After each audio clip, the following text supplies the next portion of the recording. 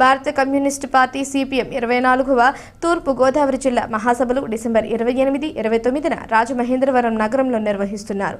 స్థానిక శ్యామల సెంటర్ వద్ద సిపిఎం కార్యాలయంలో జరిగిన కార్యక్రమంలో మహాసభల లోగోను ఆవిష్కరించారు. సిపిఎం జిల్లా కార్యదర్శి టి అరుణ్ మాట్లాడుతూ డిసెంబర్ 28న ప్రజా ప్రదర్శన మధ్యాహ్నం 2 గంటలకు మున్సిపల్ స్టేడియం నుంచి కోటిపల్లి బస్టాండ్ వరకు జరుగుతుందని, బహిరంగ సభ మధ్యాహ్నం 3 గంటలకు కోటిపల్లి బస్టాండ్లో నిర్వహిస్తామని తెలిపారు. డిసెంబర్ 29న జరిగే ప్రతినిధుల సభలో జిల్లాలో ప్రతినిధుల సభకు హాజరవుతారన్నారు.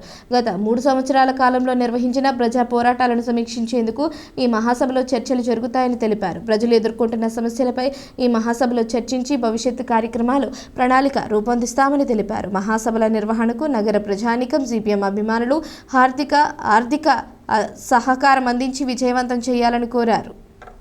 భారత కమ్యూనిస్ట్ పార్టీ, మార్క్సిస్ట్, సిపిఐఎం తూర్పుగోదావరి జిల్లా 24వ మహాసభలు ఈ నెల డిసెంబర్ 28, 29 తేదీల్లో రాజమండ్రి నగరంలో జరగబోతా ఉన్నాయి.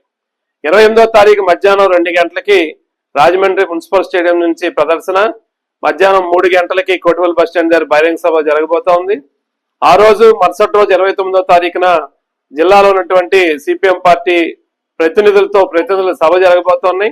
ఈ 2 రోజుల మహాసభలో గత 3 ఏళ్ల కాలంలో సిపిఐఎం ఈ జిల్లాలో నిర్వహించినటువంటి ప్రజా ఉద్యమాలు, పోరాటాలు, ప్రజా సమస్యల్ని చర్చించి సమీక్ష చేసుకుని రాబోయే కాలంలో ప్రజలు ఎదుర్కొనేటువంటి సమస్యల మీద పోరాటాలకి కార్యాచరణ రూపొందించుకోవడం కోసం ఈ మహాసభ జరగబోతా ఉంది. ఈ జిల్లాలో దాదాపుగా కార్మిక వర్గం పెద్ద ఎత్తున్నటువంటి జిల్లాలో అనేక పారిశ్రామిక రంగాల్లో కార్మిక వర్గం సమస్యలను ఎదుర్కొంటా ఉన్నారు. ఇవాళ అసంఘటిత రంగంలో భవన నిర్మాణ కార్మికులు సమస్యలను ఎదుర్కొంటా ఉన్నారు. అట్లనే స్కీమ్ వర్కర్లు సమస్యలను ఎదుర్కొంటా ఉన్నారు. దాంతో పాటు కౌలు రైతులు, వ్యవసాయ కార్మికులు, దళితులు, మహిళలు, మైనార్టీల పైన అనేక రకాలైనటువంటి ఇబ్బందులు, దాడులు జరుగుతున్న పరిస్థితి ఉన్నది. ఇట్లాంటి నేపథ్యంలోనే ఈ జిల్లాలో ప్రజా సమస్యలన్నింటినీ చర్చించి ఆ ప్రజా సమస్యల మీద భవిష్యత్ ఉద్యమాలని ఈ మహాసభల్లో రూపొందించబోతా ఉన్నాం.